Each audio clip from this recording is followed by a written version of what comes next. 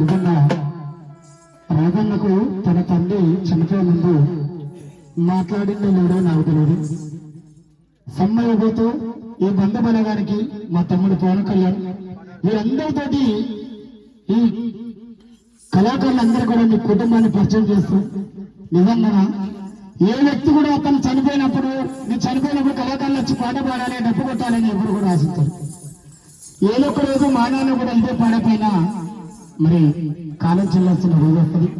తన కొడుకుతోటి నా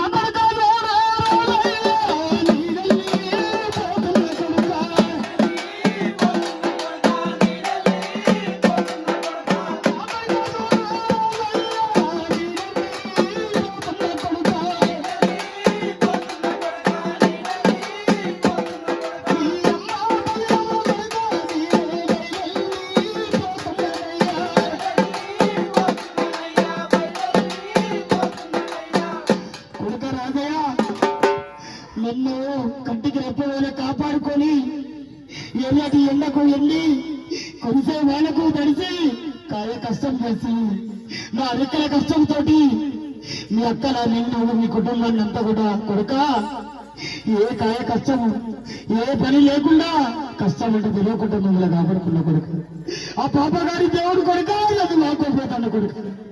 ఏ కష్టం వచ్చినా ఏ నష్టం వచ్చినా మీ అమ్మ ఒక్కదే బిడ్డ కంటికి రెప్పవలే నీ కడుపులో పుట్టిన బిడ్డ వలే మీ అమ్మని ఏ కష్టం లేకుండా సంతోషంగా చూడాలి కొడుక.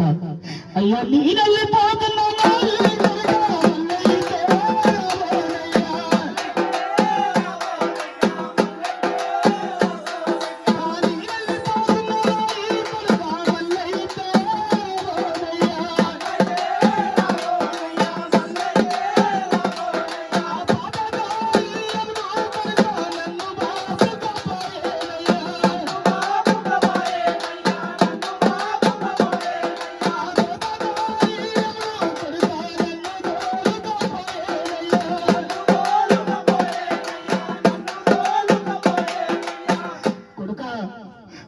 మొరబెట్టిన కూడా ఆ పాపకు దేవుడు నా తలరాత ఇంటికే రాసింది అనుకుని నా కుటుంబాన్ని అందరిళ్ళల్లో పండుగ అయితే నా ఇంట్లో చీకటి వేసింది ఈరోజు.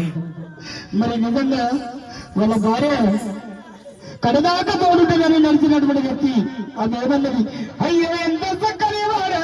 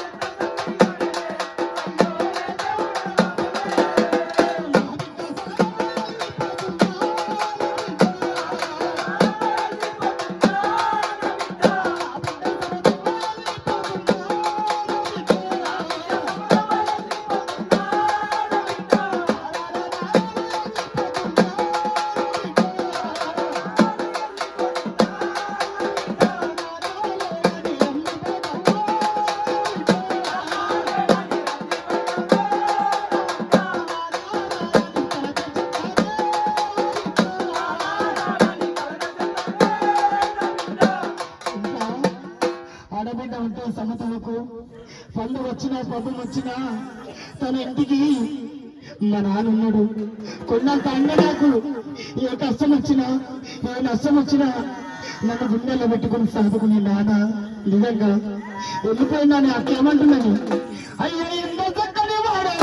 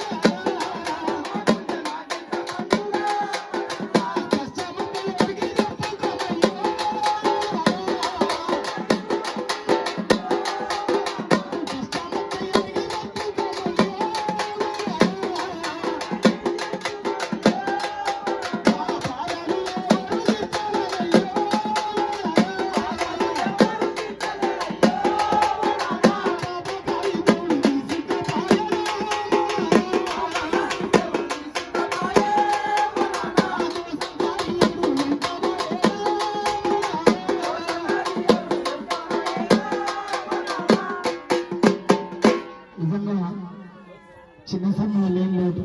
ఈ కుటుంబాన్ని నిజంగా శోక సంగ్రహం ఉంచింది.